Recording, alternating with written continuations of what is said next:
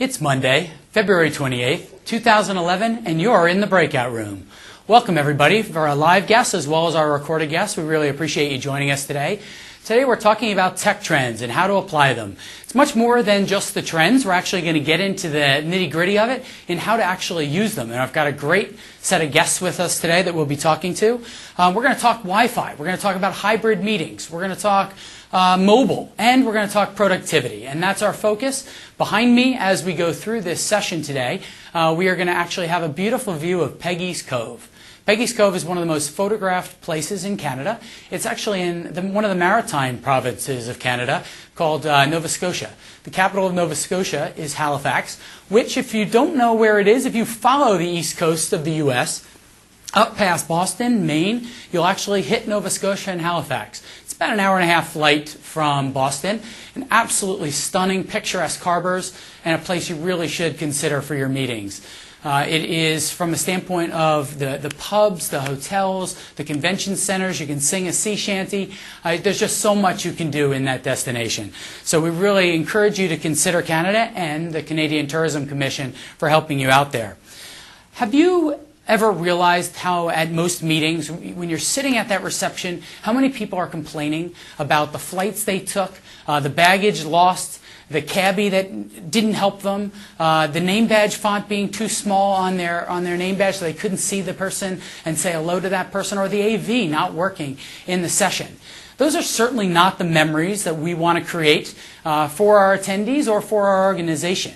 And what we're going to do today is actually talk those tech trends and how to apply them so that you don't have to create those experiences, those negative ones. In fact, I'm a firstborn Irish Catholic, ESTJ, Virgo. Pete Hanley, President and COO of PlanNet.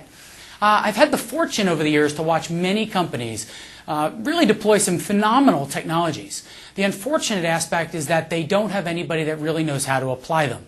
And where we, PlanNet, differentiate ourselves is in really helping you apply that technology to manage your housing better, to have your reports and registration reconcile, to really affect those attendees and create a great memorable experience or a great memory at your meeting. Today, this is brought to you by the Canadian Tourism Commission and PlanNet. It's obviously at no cost. And did I say live? So you're going to get live questions coming in. This is your webisode. I really encourage you to ask questions as we go through this. One of the things I'll point out above us is a little bubble right on the screen there. If you click it, you can actually, and do it now if you want, click it, you can actually ask a question and send it in. Our trustee Andre is here, who's going to be fielding those questions and making sure that me and the panel take those questions and address them. So we encourage you to ask those questions. Right below me, actually, is another icon, actually down here, where you can actually adjust the volume. If it's not adjusting loud enough there, you can actually do it on your computer as well. So consider doing both locations for adjusting volume. Now, before I show you a little bit about Canada and an experience of Canada, I just want to remind you that with the Canadian Tourism Commission, you have an opportunity to have your first entry into Canada. You should make sure your CVBs, your GSOs, your site selection company, PlanNet or otherwise, is actually using them and making sure they're using that resource as the first entry to help you get site visits, to help you understand what's going on and custom rules that are changing or adjusting. They can be extremely helpful, and contact us. We can put you in touch with that person. We're going to show a quick experience of Canada, and I'll be back in a moment.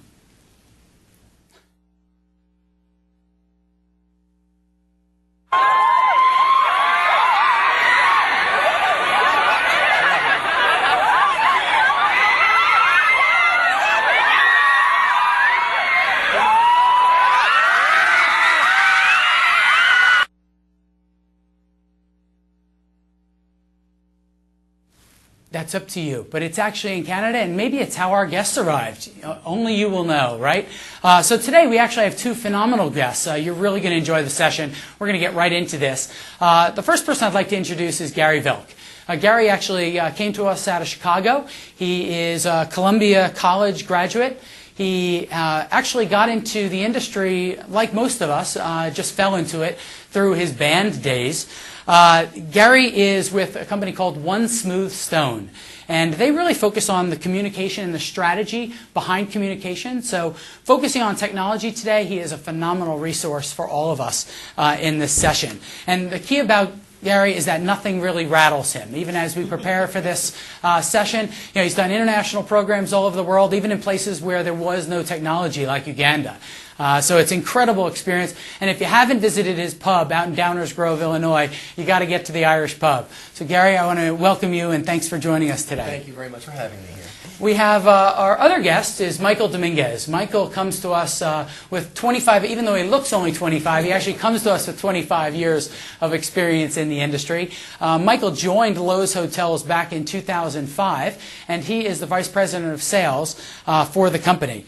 He has spent 8 years actually prior to his sales days actually in operations. So he brings a great perspective of understanding what goes on in the back of the house, in conference services, and in sales to us today, and how technology that we're using as meeting planners is also impacting them as hoteliers and vice versa.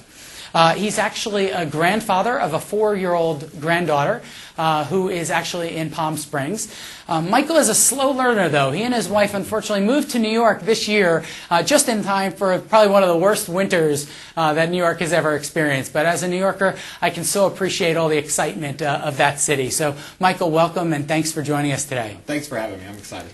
Oh, it's going to be great. So we're going to start actually with one of the topics that it comes up over and over again, no matter where I go.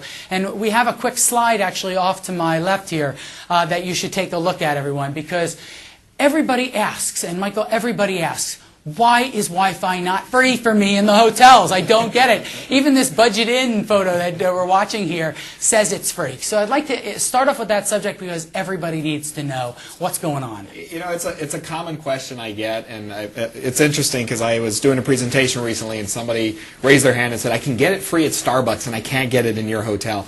I reminded them you're paying $4.50 for a cup of coffee that's $2 anywhere else, so it's not free. Right. But the real thing that's changed for us that we've seen, and I think there's a lack of understanding, is the number one cost in a hotel is labor. And what's really changed, and I always say the difference between a budget inn or a Starbucks and a convention hotel, when the technology doesn't work, you expect us to have somebody to fix it. And what's really changed is we've added IT staffs that we didn't have before.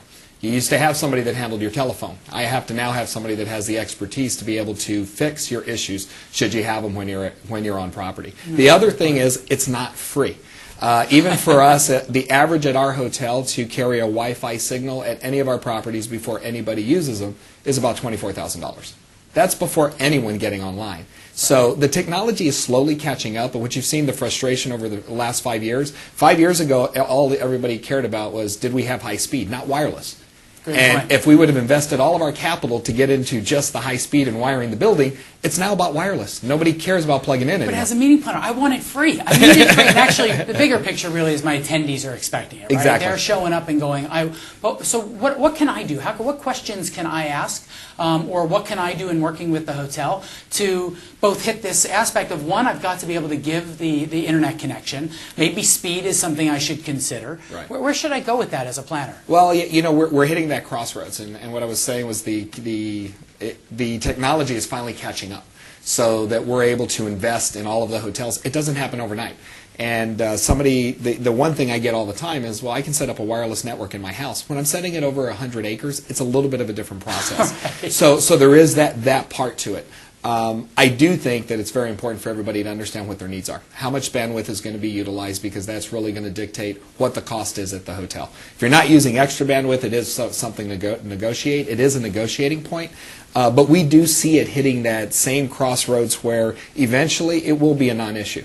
But the technology has to catch up there. And the one thing I get all the time is, put it in my rate. But it's the first thing we want to negotiate. Well, and there's no doubt that from an attendee perspective, right? I mean, I'm expecting it to be free, but I've never really defined what bandwidth or what speed I need. Right? Exactly. Can you explain that? How that works? How does bandwidth? I'm a meeting planner. I'm not an IT person. I do wear a lot of hats. Don't get me wrong, but that IT one I'm not wearing today. So help me out. Best visual I ever got from an IT guy was, if you look at an 8-lane highway and you had 100 cars, traffic is moving pretty quickly. If you add 10,000 cars to the same highway, you now have a slowdown. That's bandwidth. So can your hotel control, can I as a meeting planner ask you for different levels of bandwidth and maybe impact my cost or my attendees' costs? Not at all hotels, but you can. And that's what we're looking at when I say technology is catching up. Certain providers are now giving us the availability to be able to control bandwidth. That's important because bandwidth getting into a hotel is very expensive. Yes, it is. It's very expensive to wire, and we know we're coming to a head that the estimations in 4 or 5 years is that bandwidth is going to be the critical issue, and nobody has put in the capital to actually get the bandwidth that we're going to need because of streaming video. Well, and actually the streaming video aspect is huge. And I do want to encourage people to remind them to ask questions and make comments during today's session because I know this is a hot topic. Yeah. We've got some really some great topics we're going to get into. How about from a contracting standpoint? I mean, am I going to have to address intellectual property? I mean, do you own do your hotels or do other hotels own that infrastructure that the Wi-Fi is on, or how's that working? Well, it's very interesting because you need to be asking good questions as far as who you're partnering with.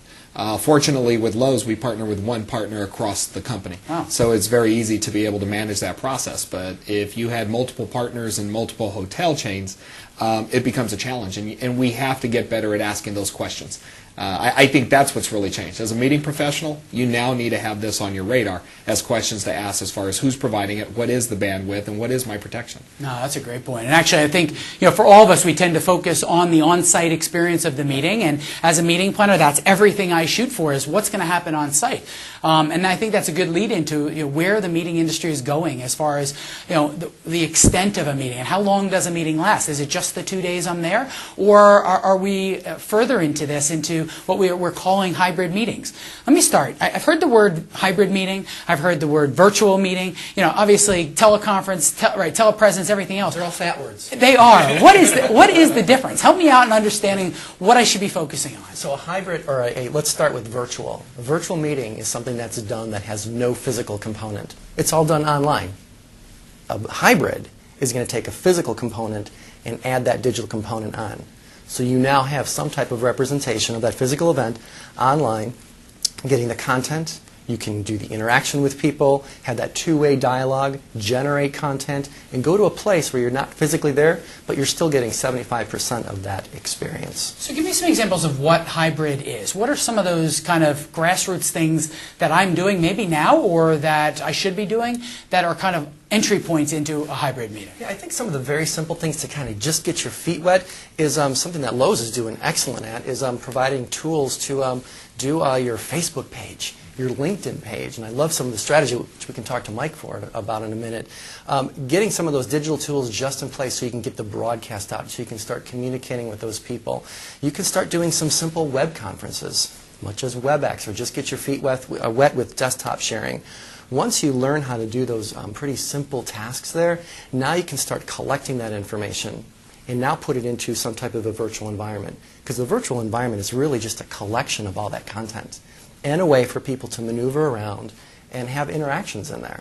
Should I, as a meeting planner, be fearing my job? And maybe you, as a hotel, should you be fearing that we're going to close down all hotels because we're all going to be online and doing meetings all online these days? No, don't fear that. No. Actually, now, virtual meetings in this whole digital space, it's still pretty new. When you look at the last, 3 to 5 years, people are just starting to get their feet wet. And the big companies, the big associations are now partaking in that. And the price points have come down, so it's now more readily available. So what does that do? Now that brings on more case studies, people that have successfully used that. And the data now is showing that these virtual extensions, as you talked about, we're taking this experience and we're making it longer than just the 2-day mountaintop experience. It's now attracting people that could not have ever been there. So guess what? Next time that physical event does happen, they're now interested in coming. So meaning like when the economy's down, my organization maybe is not sending 4 people to that conference, I'm sending 3, but that 4th person now potentially still is involved in adding content and collaborating with me? Or okay. Yeah, they can be involved with that. Or you look at it taking it to a next level in your organization. For example, maybe an association model. They want to target a certain person that comes. Well, now this can be offered to maybe those direct reports.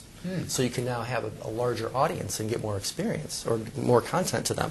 And you can segment the content, because maybe all the content isn't good for everybody, right. But maybe it's good for a certain group of people.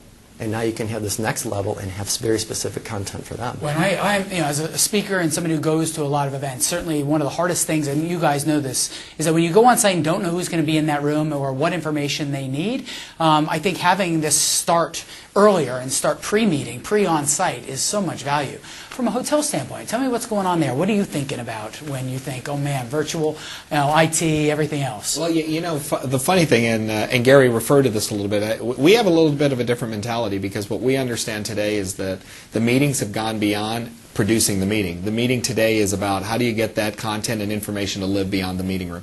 And we understand that. We don't have our hands around it yet, but it has been a great research project, and that's why I met with Gary not too long ago to kind of just brainstorm. Because we understand this is the new skill set that meeting professionals need to understand. That it's about the content and how that content fits into an overall strategy of the organization. It's not just about executing the meeting anymore. And that's where there is to me, a real dynamic shift as far as where we're headed with meetings today. So where do I start? Where do I get started as a planner? I mean, you mentioned that, doing video conference or webcast, but I'm still, the senior execs in my organization are now coming to me saying, here's another hat for you, IT and virtual and everything else. How do I get there? I think first of all, you've got to start with capturing your content. You've got the meeting experience. People come together and what do? They share ideas, share some type of content. The first thing is you've got to figure out a way to capture that. A lot of times it's done with a video camera, audio recording, some way to get it archived. And then once you can do that, you have a decision, do I want to now instantly broadcast that out? Or do I want to save it and figure out a way to continue to get that out to my audience and again extend that experience? So for me, first thing is really understanding and getting a hold of your content. And I think the meeting planner should start thinking about how do I now own that content? How do I own the highway that content is being delivered on? So you think about toll roads, you think about what iTunes has done with music. They own the delivery experience. They took and turned the music industry upside down, and now they own that. So from a virtual and a hybrid standpoint, and even the content that happens inside of physical meetings, how do we begin to own that and own the delivery of that? So start recording all my sessions and the speakers that are doing it, and even do kind of snippets early on, maybe to tease them? It doesn't have to be everything.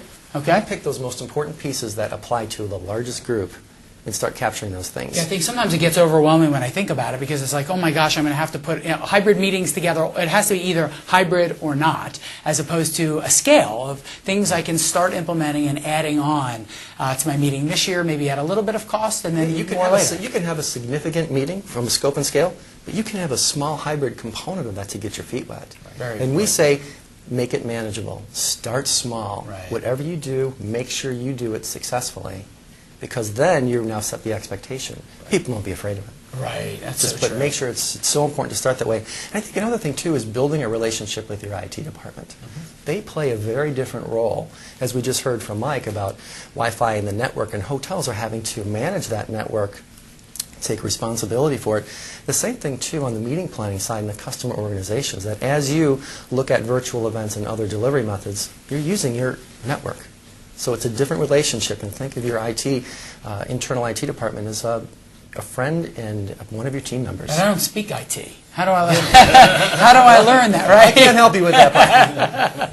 No, it's very true, though. I think, and Michael, you had some great points in talking through this in the sense of where do I go? How do I involve that IT person? You've got them in your hotel. Well, how do I get involved with them? Well, yeah, I think there's a Or couple. should I? Yeah, and I think you should, but more than anything, I think from a hotel perspective, we've gotten used to having a conference manager with us on a site inspection. You need to start thinking, if you're going to be running into different models and these needs, to have an IT person with you as well, so that they can understand what your needs are going to be, and they can actually tell you if we can equip it or what we're going to need to do or what kind of capital or what kind of changes we'll need to make sure we can equip for your meeting. That's one. Secondly, let the IT guys talk to each other. It really makes a lot more sense. If you have an IT person on your end, let that IT person actually have the discussion with the hotel IT person. It'll be much more impactful. To me, it's the same correlation of when we get into the last bits of a contract discussion and you need to have the lawyers talk to each other. Works a lot better when the lawyers talk to each other. They speak the same language. How do you feel about... I'm sorry, we have a question coming in. We do have a question, yes. So this comes from one of our viewers. As hotel operators, what are the current challenges that you find in the era of technology, if you could summarize that for this viewer. The speed of change, that the technology, we have to be very careful of not getting caught up into what's sexy. Because too many times we'll be dumping a lot of money into something that, one, isn't proven, or two, isn't going to be sexy in 6 months. And we see that consistently. And I think it's really prudent for hotels to actually sit back, watch where things shake out. Because new technologies that are being launched every day and new access points that are being launched every day may not have a need to the general meetings market. And at the end of the day, it's more important to understand the need than it is to understand what's sexy and hot at the moment. No, So that's it's a a great balancing act at the moment to be high tech and keep it high touch and keep it relevant, because candidly, Functional. yeah, and you only get one shot at it, because it is a lot of money to upgrade facilities across the board with the latest and newest technology.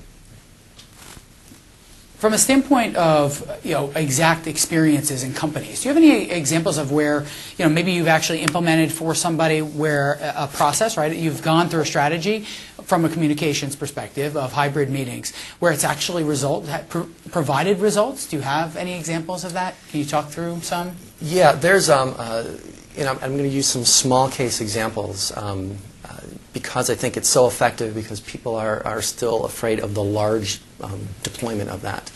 So you take example of Novartis. We did a deployment for them, and they it was within actually their IT department, one of their large business units, and they could not get together at that certain time. So we did a virtual, 100% virtual.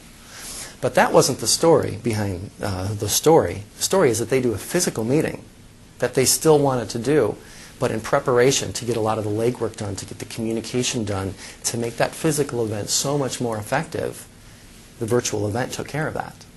And it wasn't very long.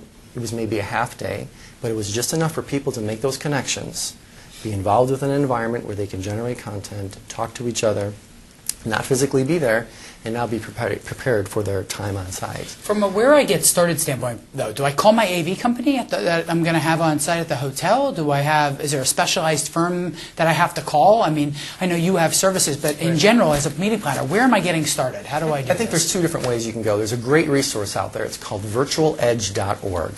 That is the organization, and I was just at the physical event that was tied into the back end of PCMA. Yeah. That it's the physical event for all the virtual people. I know it sounds kind of crazy, but they actually get together and have a physical meeting. There are some great resources on there. You can see all the different platforms that are offered out, because there's not like thousands of them. There's a handful of really good platforms that people are using. There's also resources on there too. And I think the folks that you have a relationship with that are either producing your meeting, helping with your communication strategy, or helping with your production, talk to them and see if they have these capabilities. Because as a team, then you should be able to go out and find out the right technology to go serve you. I would not recommend going to that technology and working directly with that. I think you need someone to help you learn and apply that strategy. Because technology is technology. Exactly. And what are you going to do with that in your hand? A lot of times we look at it and we fail with it because we don't know how to use it. Well, I think so many people go buy the technology and then figure out how to apply it rather than go, I have a need, and I'm going to go find a tool. Exactly. That's a business objective. It's definitely the backwards. We got a question from one of our viewers for Gary. Gary, can you explain the difference between providing on-demand content that is pre-recorded and available for participants versus live delivery of content like today's live webcast? How do they differ in complexity, and any suggestions for how to know which one is right for my event, on-demand archived content versus live? Yep, got it. On-demand is safer. If you want a lot of control over your message, you're going to do it on demand. You're going to go either into we don't have much control here? Not a lot. You can't back up. Exactly. You cannot back up. So if you want control over your content, you're going to go to a studio. You can literally record these things on your computer and a webcam, and you can present that and go back and do it as many times as you want. And I think if you are that kind of organization that wants to do that, I think that's your deal. If you want to go do something on the fly, have it run in parallel, that you're going to have a virtual event combining with a physical event, and it's important for you to get that word out at the same time, then I think live is your option. Even with these on-demands, you can do a semi-live, which is on-demand, But then all of a sudden, guess what? You show up in the same clothes and everything, and they come to you live, and you do Q&A live. See, and I think he brings up an interesting point, because as an industry, I think we're almost at a philosophical crossroads, because meeting professionals, for one, they did one thing really, really well, controlled it.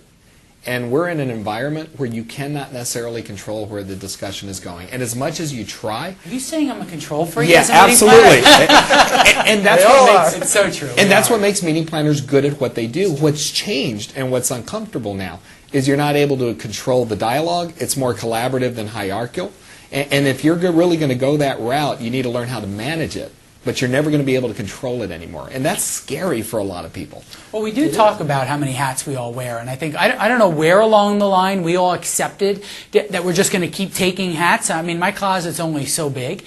And I think for all of us, we need to figure out a way, not to push back, because we still need to embrace the fact that somebody needs to put it together. But we should rely on the other departments within our organizations and the people who are introducing this idea to help us find the resources and to rely on us as a general contractor, as meeting professionals, to put this thing together, right? Rely and work on with you in the hotel. How can I work differently with you in a hotel and you as a communications company, as a planner? Can you give me some feedback there? I'm just, as a planner, I don't know what to do. Well, you know, I think the biggest thing is, Gary mentioned needs. We really need to have a better understanding of what you're trying to accomplish, so that we can help guide you along the way as far as which partners would be best partners to bring in to help you actually accomplish this type of strategy, or how we can help you at the hotel level. There's going to be certain times we're going to need somebody to really walk through with a customer what the overall strategy is and what they're trying to accomplish. There's going to be other times we're going to be able to fulfill that need. And I do think we all have help within our organizations if we just looked at it. Because when you're trying to bring in some of the social media aspects in the meeting, it's really not that hard if you would find someone in your organization who loves that platform. If you have someone in your organization that just loves Facebook and they're all over it, task them with controlling that task. Let them take the pictures at your conference. Let them post it. Let them keep it alive, and they will, because they're passionate about it. We don't take the time to really look in our organization and have that kind of data. So I think the data research we're getting about our attendees and our customers is different today than it was. Should I have concerns regarding security or intellectual property or anything like that with regards to this new way of doing business? Absolutely, you should. And it's your responsibility to make sure that you are protecting your own content. If you put it up on, say, in a virtual environment sometime, you need to make sure that you have permission to do that, and it's your content. In addition, now, when you are starting to share that content, you need to be careful how people are accessing it, because look at all the different networks that are involved. You've got your own network. You've got the network of whatever carrier that you're going to use to carry your content. You've got the hotel involved if you're doing it at a live event. And you've got this meeting of all these different places. You need to ask the question of how is it being secured. And you can go down the trail and ask each of those organizations, how are you securing my information? A very simple thing is when you're on any website, you can go up and look at the address. Is it HTTP? Or is it HTTPS? Right, no, great point. And the S means that it's SSL secured. Don't worry about what SSL means right now. Right, exactly. It's secured, it's encrypted, it's protected. And I'm surprised at the amount of sites that I wander around to, and I'm very aware of this, that are not protected. Right. So whatever vendor you're working with, I think it's a great idea to find out how well and how secure is my information, because you're crossing so many different highways right now. Well, and don't be afraid to ask the questions. I think that's the key, is that we're all intimidated to say something or ask something that maybe somebody assumes I should know. But I think you're right. We got to ask those questions, ask the vendor, ask your hotel to partner with you to find out this information. Agreed. The questions are not hard, because they're, how are you going to protect me? Right. I mean, it starts there, and let them talk. Right. Take a lot of notes. And I went back and said, you know, you got to make friends with your IT department. Right. Get them involved. Well, it's have them there with you. It's never the first question either, right? No, the first question is, what's your see. favorite hotel? And then the real question is, well, am I spending your money, my money? Am I going with my wife? Am I going with that, right? I mean, that's all the backup questions that really qualify everything. Yeah. So on the note of mobile, right, leading in from hybrid meetings into mobile, mobile is obviously everywhere. I mean, there isn't anybody being impacted by it. So where should we start on mobile? What are you finding to be the biggest hot buttons that planners should know about? You know, Mike and I have talked about this before, and it comes down to strategy and what are you using it for. It's business need. business need, business need, business need. There are a lot of mobile apps out They're there. so cool. They Should are, I- should they I- are yeah. sexy, they're shiny, and you want to get them, and you want to go to the App Store and spend the 99 cents or whatever. Exactly. But in the end, do you just want to sit around and play Angry Birds all day? Or do you want a more business-like function? And I think that's the challenge of where we are headed, particularly in the meetings world, is what's really going to give me function, true function. Is it having information pushed to me?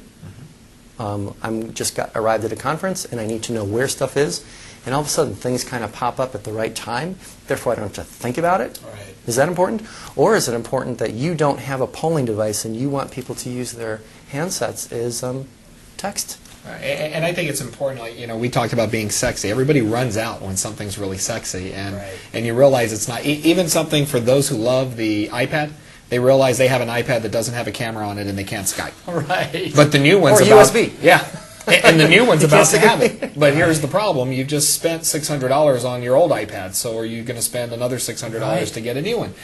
If you waited a little bit to really figure out what you wanted to do with the product, then you would have maybe waited until the next version came out. That is a great point. Those are the things that I look at, is that we run out very quickly. And again, it goes back to information about your customer and your attendee, because when you look at just general data, there's still half the population that doesn't have a mobile device. They're still on standard phones. And when you look at it, you would think everybody is on Apple or an iPhone, yet Droid leads the market. Right. And I find that people are creatures of habit. It's hard to get somebody that really loves Droid and their platform to convert. Well, you guys both brought up a really good point with the bandwidth issue that relates to bandwidth too, because Yeah. now that these pads are coming out and we're watching more videos, and the streaming part of it is just incredible, right? And people are using GoToMyPC and GoToMeeting and all the other Citrix tools too that you can use. How is that where should I go buy an iPad right away, or is that thing gonna stop when I get to the hotel because there's no bandwidth left? Right? Well, hotels are catching up, and the nice thing is it's on everybody's radar, that we do know bandwidth is going to be the issue.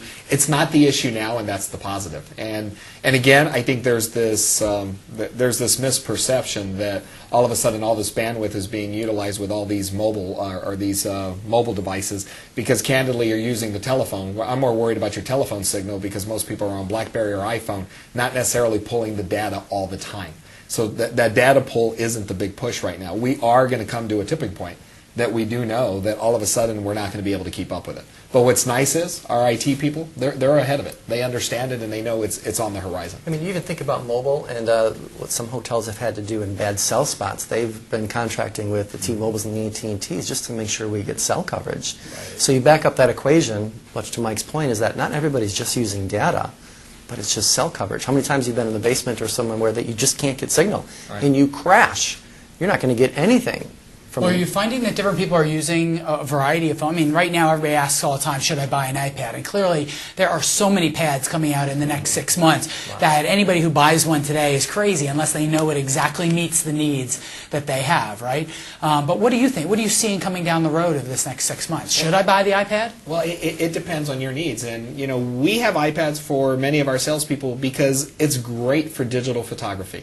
And that's what we utilize it for. And that's a need. It is. It's a great need. But I also know that RIM is about to release Playbook, and it's going to tether with the BlackBerry server. So my BlackBerry, all of a sudden, that information is going to be live, and that's going to be a product that I can use for all of my work, accessibility, which I wouldn't be able to have with iPad, because actually Apple came and talked to our IT department, and it won't happen.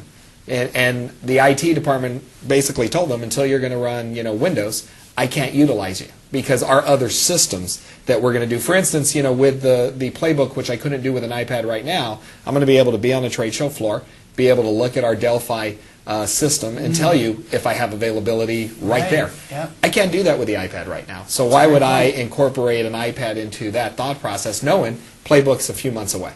Yeah, absolutely. And the file format thing comes into play too, because you wouldn't think to ask, does it play Flash? Because I don't know what Flash is, right? But each of these devices is going to play different types of formats. Are you seeing issues on that side? There is, back in the technology side, there's still the big fight between HTML5 and Flash. And for those that don't know it, it's just basically the way you see video in websites and everything on the internet, the way it's displayed to you. Great point. Apple's leapfrogging. They said, Flash, we're going to leapfrog past that because it's not going to last forever. and that's just an Apple's brand. They've always done that. And Flash is kind of fighting, saying we're the standard right now, and everybody uses it. Well, and the other thing about HTML5 that kind of brings into this mobile thing is people are saying to myself, should I build a mobile app, right? And HTML5 is going to allow for that web browser version to have offline data, which the current HTML does not allow. So the question of should I build the app or should I go into a web browser version, I mean, what are you seeing on property? Are you seeing that being an issue right now? Or should I build an app? Yeah, and we're seeing that being an issue, but we're also seeing it being a bigger issue of, do I build an app just for one platform or for multiple platforms? Great point. And that's still going to be the question. And again, it goes back to really understanding your audience and knowing what they use and what they're utilizing at their meetings, because otherwise you're going to build an app that nobody can function. One day it's not going to matter. Are you finding the planners know what apps and what devices that their attendees are using? No. Is that impacting you guys on your end? I mean, should they know that? Should they be polling those people and asking them? I think the impact is we could help them more if they knew that. You know, we're a very little help without information. If they had the information, then we could guide them along that process. So we have a good question here from one of our viewers for the whole panel. As a road warrior, what tools or tips do you find most useful? Wow, my immediate one, and if you don't mind, I'll take this only because we are a BlackBerry house. So security has been always a great value, and we've talked about this too. Is we have clients all the time that travel internationally, and the ability to be able to obviously the carriers, the AT&Ts, Verizons, etc., nail us with those fees once we leave the U.S. Right. So being able to communicate back and forth, both on site for our meeting, but also both in text and voice, using a thing called BlackBerry Messenger or BBM, is of huge value, right? You can send voice notes, and it saves thousands of dollars because it doesn't go through the carrier's network, and even more importantly, the use of the Wi-Fi associated with that, as opposed to the carrier's network. Have you guys similar experiences, or? I use it all the time. Yeah, I do too. And my number one advice for road warriors: power. All these devices are really cool, but when they don't work when you're on an 8-hour flight, it doesn't matter. I have a backup battery for my BlackBerry, so when I land, I don't have to go find a plug. I switch batteries, and I'm good to go. It's fully charged. That one's always charging. I also have another power device that'll power anything, so it has another backup power, and I have a backup battery for my laptop. Because everybody says, well, my battery only lasts 4 hours. Well, if you know that, have another battery so that you can switch out and continue to work. But I think that's the biggest key. We have all these devices, and if they don't have any power, they don't matter. You're done. You're watching the movie on the flight again, if there even is one. Any other road warrior type tips, tricks? Maybe bringing the cable probably with you too. That USB cable, it saved me walking into the business center at the hotel, and even just plugging in my BlackBerry for 15 minutes can make the difference between having contact or not. I keep a data cable with me. Data cable. Ah, there you go. Just in case when you cannot get wireless and you're in either a hotel or some location, I got a 25-foot cable that I pull out and I'm safe. No, absolutely. And the other thing is to know some features out there where you can, and we talked about this a little bit with sharing files. I personally use Dropbox when I'm traveling because I drop all the files that I'm going to need from my desktop, so I'm not on the road saying, that's on my computer at work and I need it. It's in Dropbox and I can access it from anywhere. And there's so many different, you can pick and choose which ones you're comfortable with, but people need to be able to use those and just make sure your company's IT department is approving of your use of the different tools. Exactly. Because I think that's the one thing we forget when we are quickly trying to get business done. We forget that, at the end of the day, we got to make sure that data is secure. We carry a lot of personal information and private information in this industry that we've really got to be very careful with. From a standpoint of revenue, though, and mobile apps and mobile in general, how can my association or my corporation start making money with mobile with my meetings? Or, we've been talking about saving money a little bit, but how can I twist that a little bit into making money?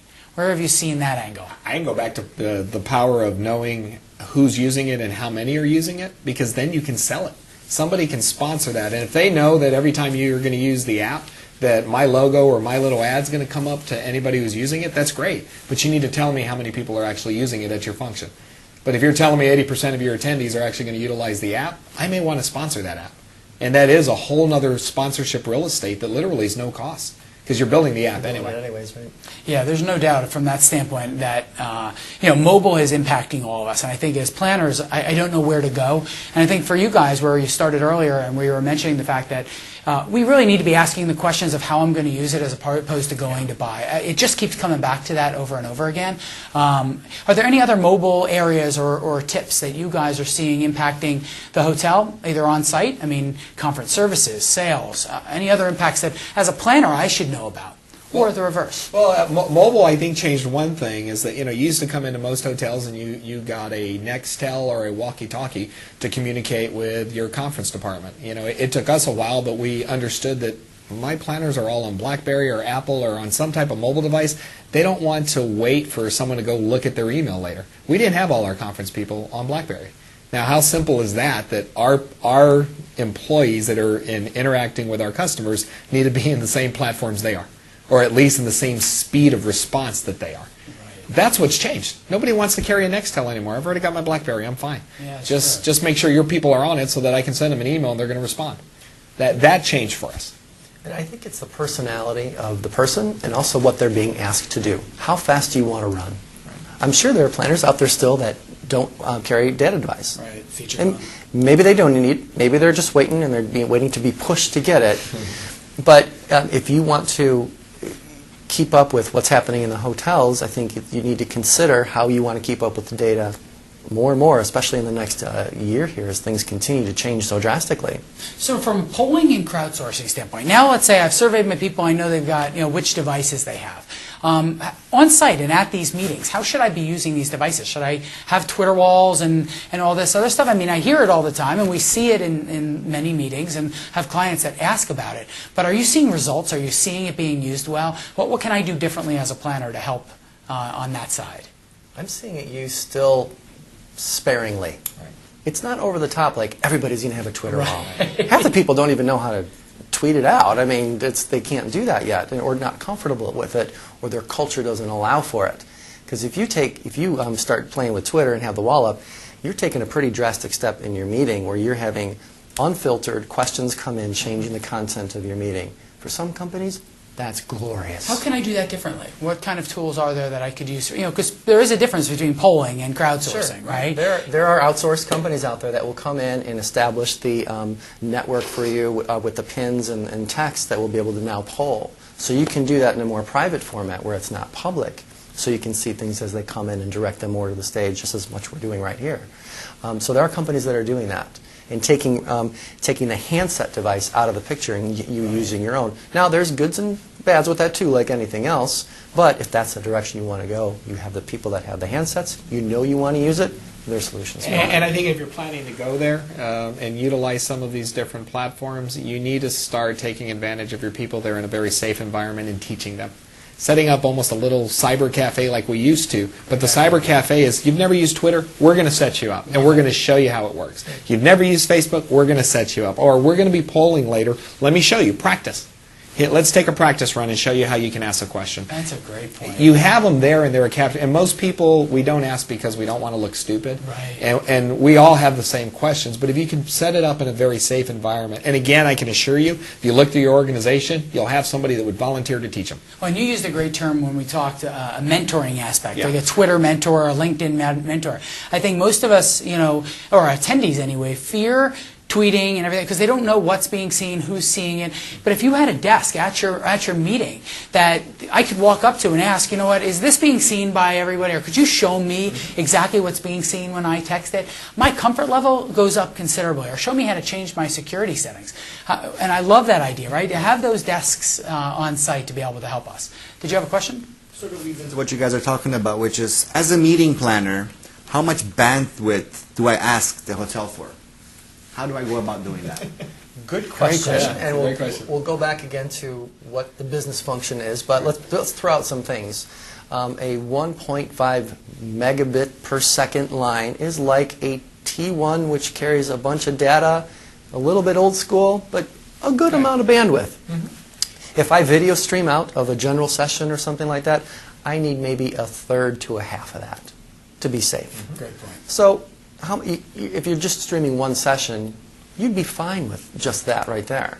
And you could have one dedicated circuit just for that room. Now, you flip Dedicated that. circuit being the optimal word there, too. Correct. Dedicated circuit, so no one else is playing with that, Right. playing with that and sending other things on it. Now you get to the attendee side, and you look at, okay, is that tiny little pipe going to be enough to house 100 people, 200, 300 people? 100 or 200? Yeah, probably. It might be a little slow. As Mike says, there's probably going to be a bunch of cars on the 8-lane highway eventually. But you start looking at that as kind of your minimum bandwidth is 1.5 megabits per second, and you start getting the pipe more open from there. And is your IT guy going to know this? When I contact the hotel, am I going to be able to say, hey, I've got this many people, they're using, all iPhone, they're all going to use Wi-Fi, and they're going to be using my meeting app and their email. Do I have enough room? Yes, and all joking aside, it's the reason you pay for services at a convention hotel versus a non-convention hotel. Because I am going to have somebody that's going to have that expertise to be able to answer that for you. And that's not being flip, it's being very serious. I have to have that kind of expertise today. Not just somebody that, hey, guess what, I play with networks and I can kind of help you out if you can't get on. A networking engineer. Exactly. That knows, absolutely. That's what's changed. And that truly, what you were paying for in today's environment is literally the expertise. And that's a little bit different. But I would go back to, again, this is why you need to get the IT department involved, because the other question to what Gary just said, who else is in-house? Right. You're not the only one using that just your bandwidth. group, right. That's just your It's group. not the dedicated pipe that we're talking about. So that IT person needs to be aware of what else is going on in the hotel as well. No, it's a great point. Well, recently the CIC actually came out with a huge economic study for our industry. It's just within the last couple of weeks. And one of the things I found really interesting was there was about $23 billion on that line item. That was just the production, the putting together of the meeting planner actually organizing it, and the management of it. And I think to myself every day, man, we could cut billions off if we all worked a little more efficiently, right? And if we knew the tools that could help us boost productivity.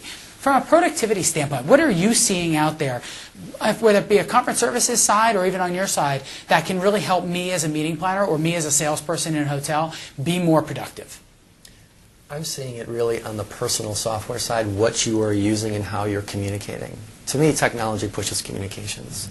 And I ask myself typically two questions. How can it automate something, or how can it help me communicate?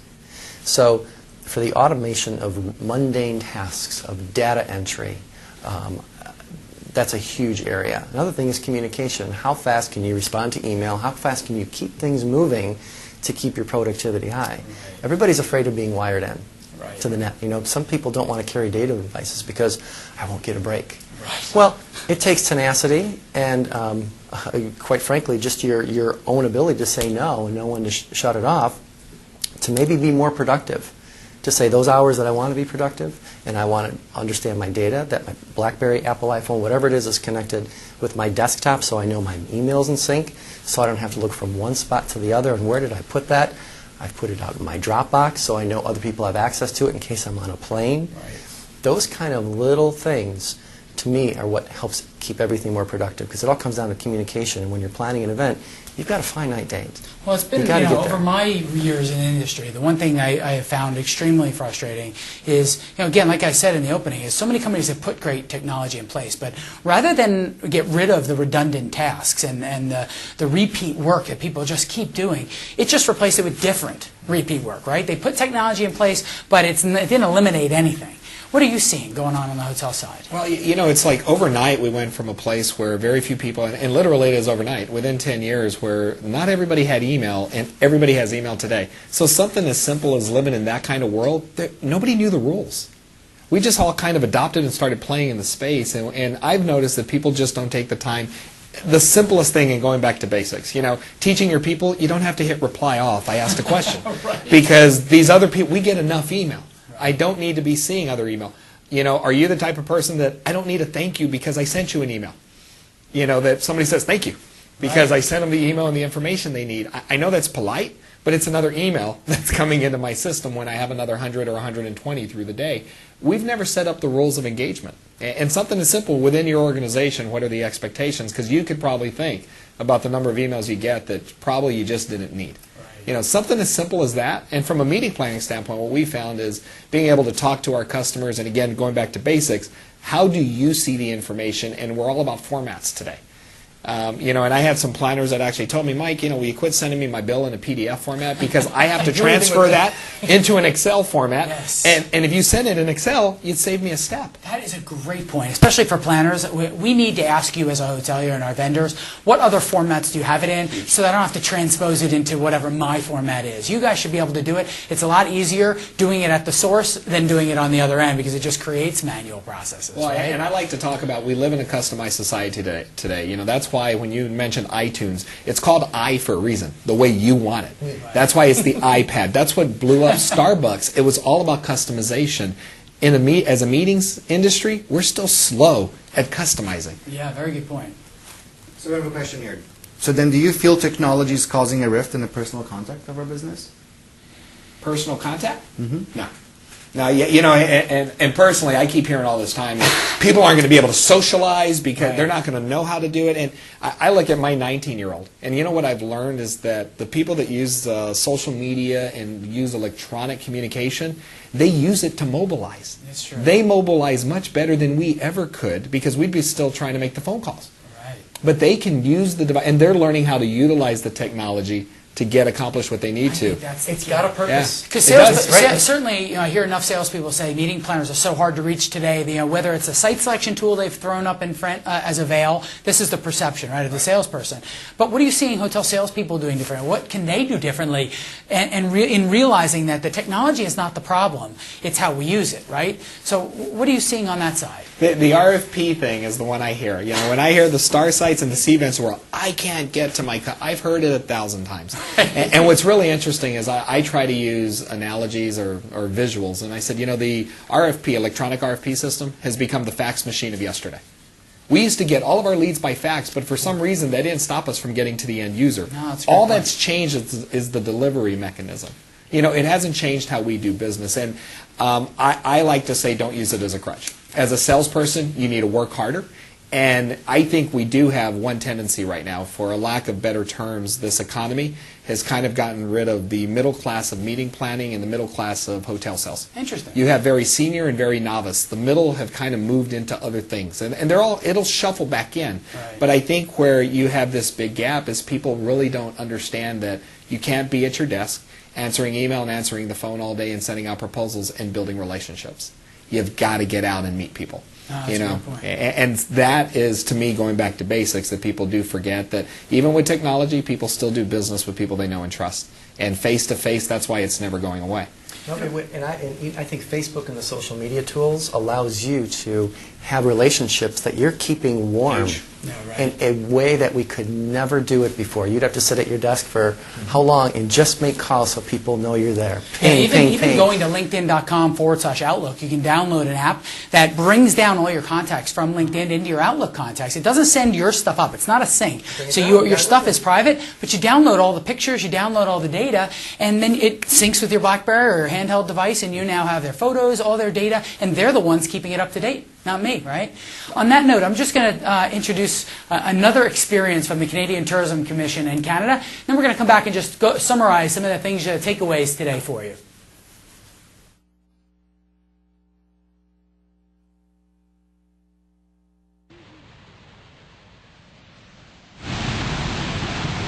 Can you feel it?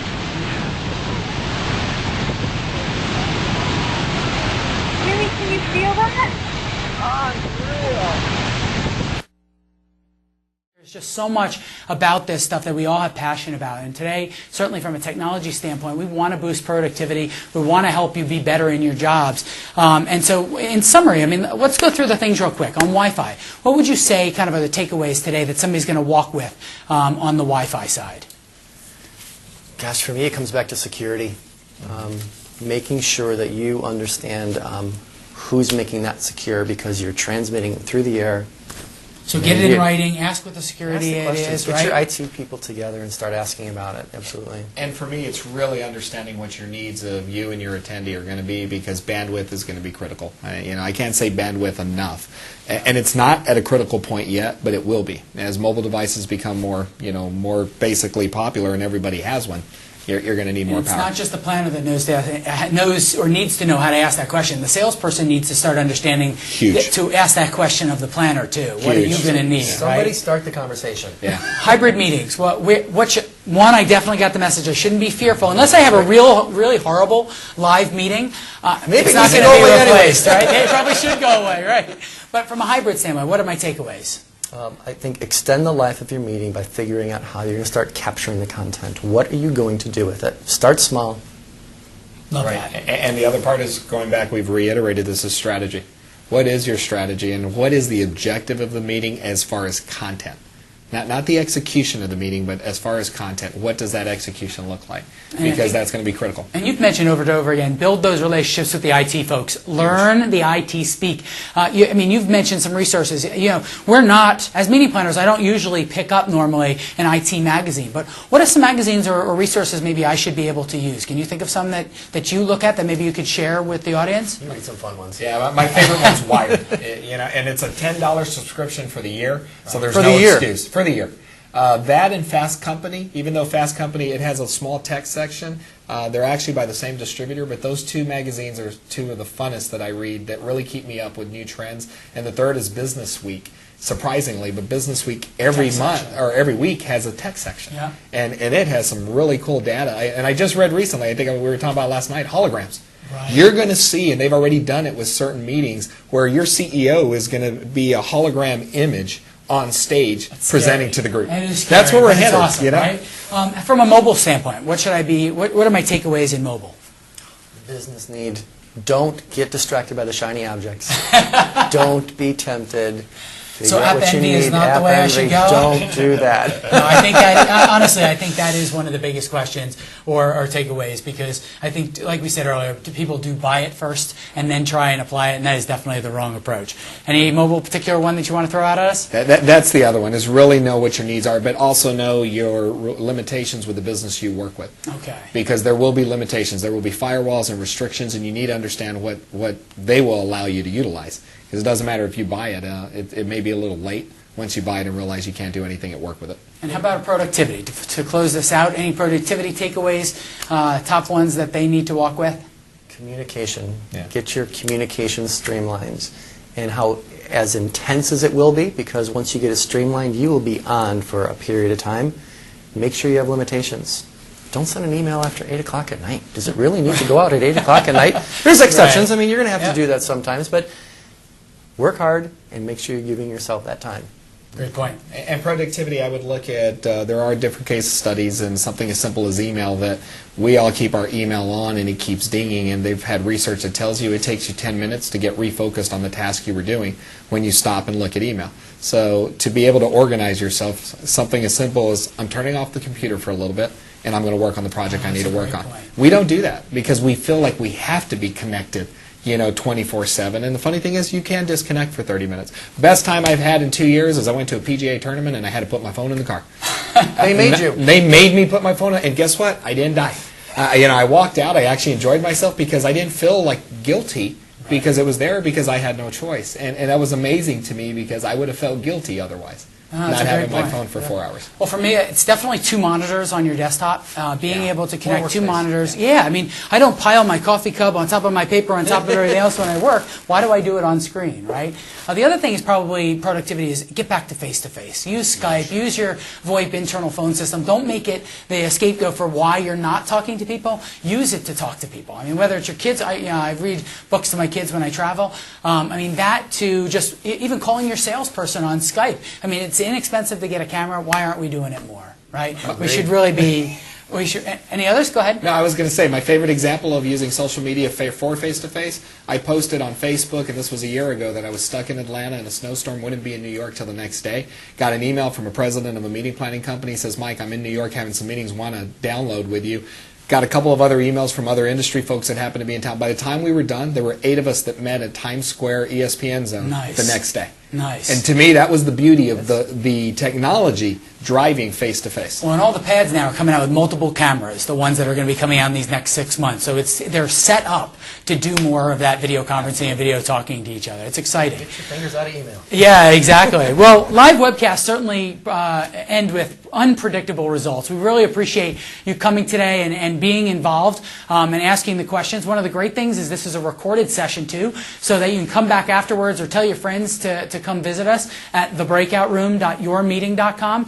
We will have our next broadcast on April 18th, which is coming up in a couple weeks actually. And from a standpoint of where we go, when it matters, discuss it in the breakout room.